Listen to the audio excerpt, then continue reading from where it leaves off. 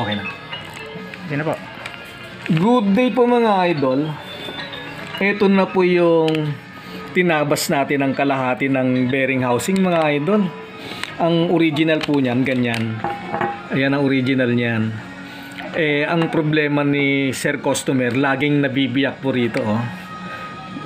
Siguro dahil sa load, laging nabibiyak. Sa inis ni Customer, pinag-isipan namin kung anong magandang gawin para hindi na mabibiyak yung portion na yan. Ito po, natabas po namin yung kalahati. Ayan kalahati ng circle ang iniwan namin kasi bahay po yan ng bearing. Ito po ang bearing, bahay po ng bearing yan. Ayan, so iniwan namin yung kalahati, tapos ganun din sa kabila, tinabas namin yung ibabaw, iniwan namin yung kalahati, kaya yan ang natirang.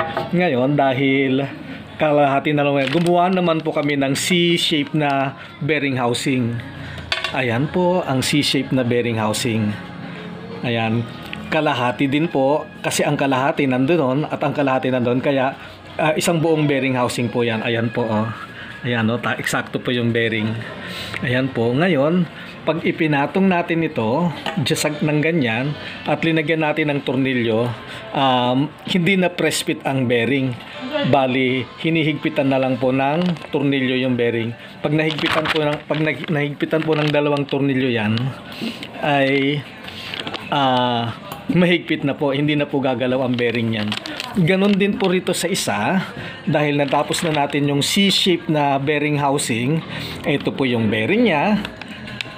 Ayan, ipapatong lang po natin, tapos lalagyan lang po ng tornilyo. Hindi na po press fit yung bearing sa loob, humihigpit na lang po kapag hinihigpitan ang dalawang tornilyo. Yun lang po, salamat, bye bye.